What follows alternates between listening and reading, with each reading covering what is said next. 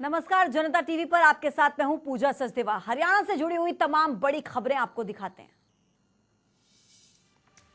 हरियाणा में कोरोना के मामले बढ़ते जा रहे हैं। प्रदेश में कोरोना के कुल मरीजों की संख्या 862 तक पहुंच गई है। 354 मामले एक्टिव हैं। 13 लोगों की अभी तक मौत हो चुकी है। 495 मरीज अभी तक इलाज के बाद ठीक हुए हैं। राहुल गांधी की प्रेस कॉन्फ्रेंस पर गृह मंत्री अनिल विज ने निशाना साधते हुए कहा कि कांग्रेस की सोच ने देश को बर्बाद कर दिया। विज बोले कि 50 साल कांग्रेस के शासन के बावजूद मजदूरों के हालात क्यों नहीं सुधरे। अनिल विज ने कहा कि राहुल गांधी और कांग्रेस शासित सरकारों की सोच नहीं मिलती। विज ने कहा कि मोदी सरकार लोगों को आत्मनिर्भर बना रही है ताकि वो सम्मान से जी सके। हरियाणा के पूर्व मंत्री अशोक अरोड़ा ने सरकार को मंदिर खोलने की सलाह दी है। कहा कि जब शराब के ठेके खोल दिए गए तो मंदिर क्यों नहीं खोल सकते। उन्होंने कहा कि रेल बस नहीं, फिलहाल मंदिर खोलने की जरूरत है। चरखी दादरी में किसानों की मेहनत पर मौसम ने पानी फेर दिया है। चरखी दादरी के नई मंडी में मंडी प्रशासन की लापरवाही से किसानों की करीब 10 क्विंटल अनाज बारिश में भीग गई और किसानों को काफी नुकसान हुआ। खरखौदा इलाके में शराब का खेल लगातार जारी है। एक बार फिर से खरखौदा सीमा से मटिंडू बाईपास पर बने रैन बसेरा के पास काफी मात्रा में अंग्रेजी शराब के क्वार्टर मिले हैं, जिसे जमीन के भीतर छिपाया गया था।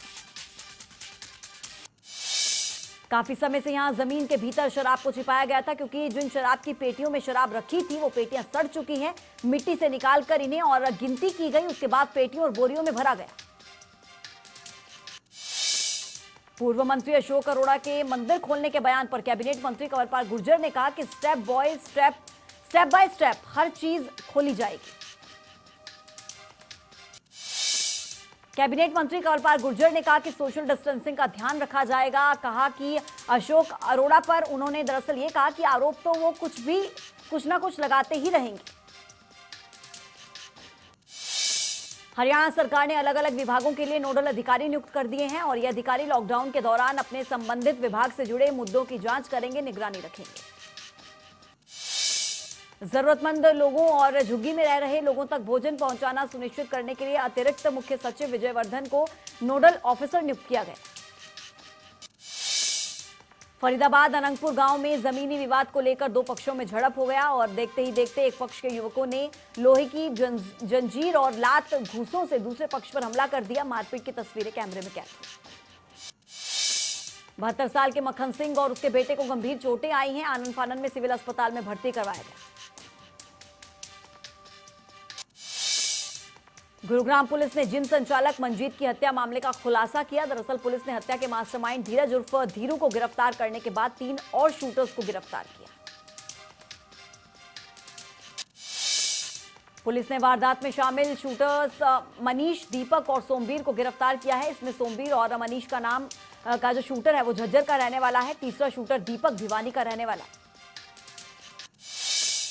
गुरुग्राम पुलिस के मुताबिक तीनों आरोपी शूटर सुबह नौरंगपुर के पार्क में पहुंचे। जैसे ही मंजीत अपने बच्चों के साथ पार्क में पहुंचा, वैसे ही तीनों शूटर्स ने मास्टरमाइंड धीरज यादव के इशारे पर मंजीत की हत्या की।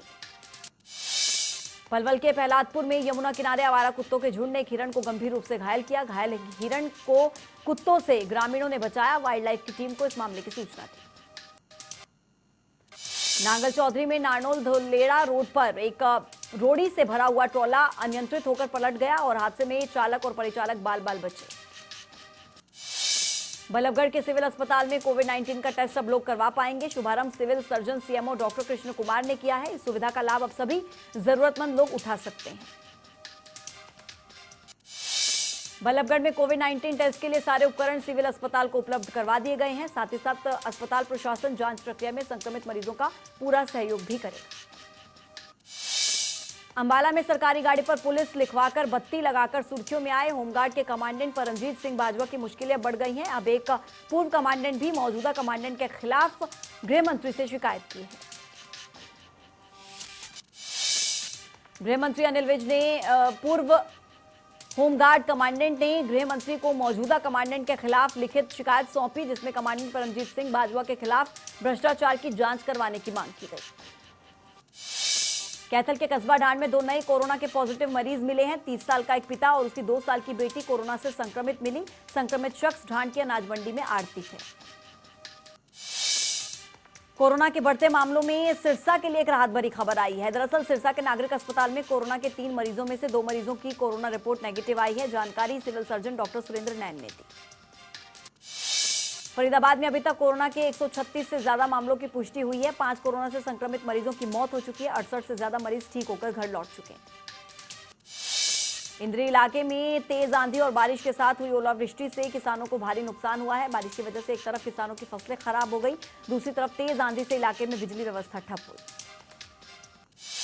प्रवासी मजदूरों ने राशन और आर्थिक सहायता नहीं मिलने पर चीफ सेक्रेटरी और पानीपत के डीसी समेत 6 अधिकारियों को नोटिस भेजा। आरोप लगाया कि इन सभी अधिकारियों ने हाईकोर्ट के आदेश का उल्लंघन किया।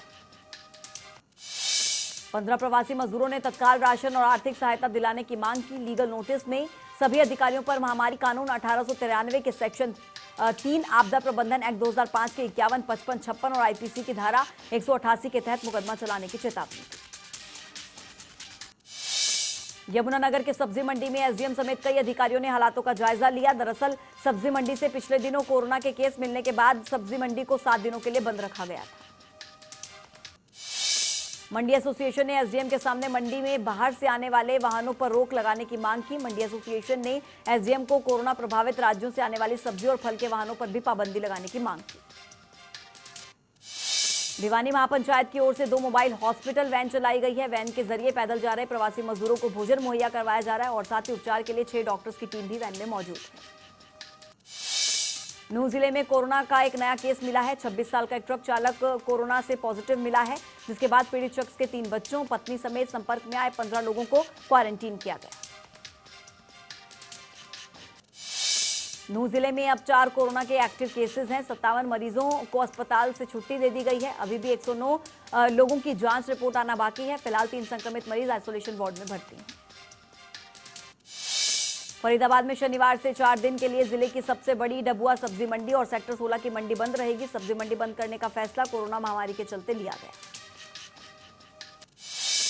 मंडी के सेक्रेटरी के अनुसार इन 4 दिनों में मंडी को सैनिटाइज किया जाएगा। कोरोना को देखते हुए आढ़ती और पल्लेदारों के अलावा मुनीमों के भी सैंपल्स वहां पर लिए जाएंगे।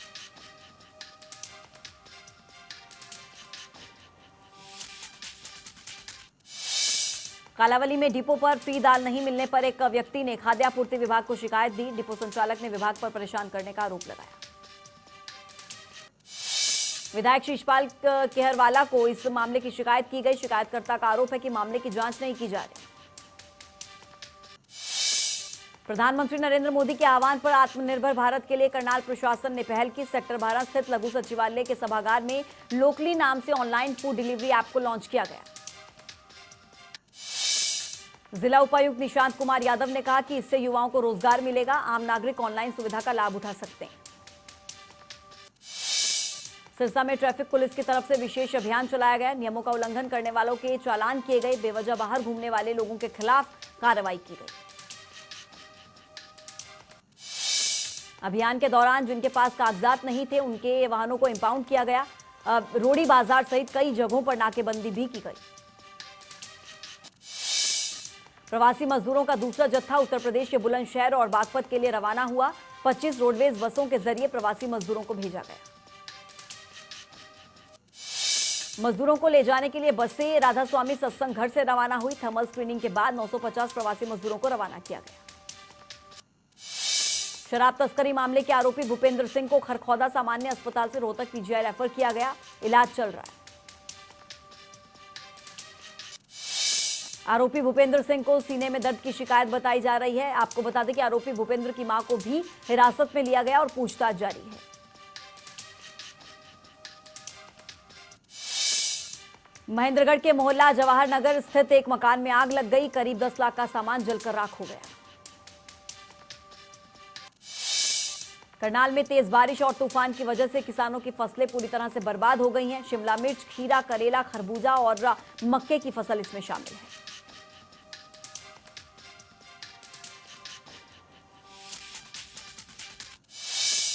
किसानों का कहना है कि ओलावृष्टि से 1 एकड़ की शिमला मिर्च की फसल में 1 लाख के आसपास का नुकसान हुआ है। कई किसानों ने 3-3 एकड़ में शिमला की मिर्च उगाई हुई थी। रादौर बस स्टैंड के सामने एक ट्रक ड्राइवर की हार्ट अटैक की वजह से मौत हो गई। मृतक ट्रक चालक हिसार से यमुनानगर खाद से लदा एक ट्रक लेकर जा रहा था। घटना के बाद सूचना मिलने पर रादौर पुलिस मौके पर पहुंची, मामले की जांच शुरू की। पुलिस ने शव को पोस्टमार्टम के लिए सिविल अस्पताल भेजकर आगामी कार्रवाई शुरू की।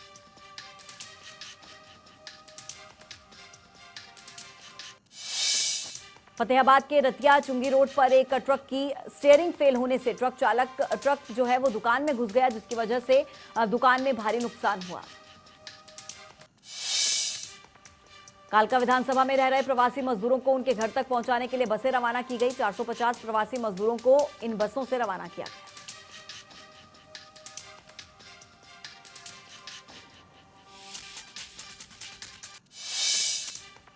शराब तस्करी मामले में पूर्व विधायक सतविंदर राणा समालखा कोर्ट में पेश हुए, जहां पर कोर्ट ने उन्हें जमानत देने से इनकार कर दिया। मामले की अगली तारीख 18 मई रखी गई है। चरखी दादरी के चंपापुरी में महिला कोरोना पॉजिटिव मिलने के बाद जिला प्रशासन ने क्षेत्र को कंटेनमेंट जोन घोषित किया। स्वास्थ्य विभाग की टीम घर घर जाकर लोगों की स्क्रीनिंग कर रही है। साढौरा अनाज मंडी में ट्रक अनियंत्रित होकर मंडी में बिजली के खंभों से टकरा गया। एक बिजली का खंभा टूटकर मंडी में खड़ी ट्रॉली पर गिर गया। राहत की बात यह है कि हादसे से किसी तरह का जान नुकसान नहीं है। हरियाणा राज्य परिवहन द्वारा नारनौल डिपो से 3 बसों का संचालन शुरू किया गया। एक बस नारनौल से पंचकुला, 2 बसें नारनौल से रेवाड़ी के लिए चलाई गई। नारनौल से पंचकुला के लिए चलाई गई बस में बीते कल कुल 9 सवारियां चढ़ी, जबकि नारनौल से रेवाड़ी चलने वाली बस में मात्र 3 ही सवारियां थी। 16 तारीख को इन सवारियों की संख्या में इजाफा हुआ। नीलोखेड़ी के गांव काचवा में ड्रेन बंद करके सड़क निर्माण से कई किसानों की फसल पर डूब का खतरा बना हुआ है। लोगों ने सरपंच पर आरोप लगाते हुए अपना विरोध जताया। टोहाना को ऑरेंज जोन घोषित किए जाने के बाद पहला मामला सामने आया। आगरा से लौटी कोरोना पॉजिटिव मिली है, जिसके बाद कई इलाकों को सील किया गया।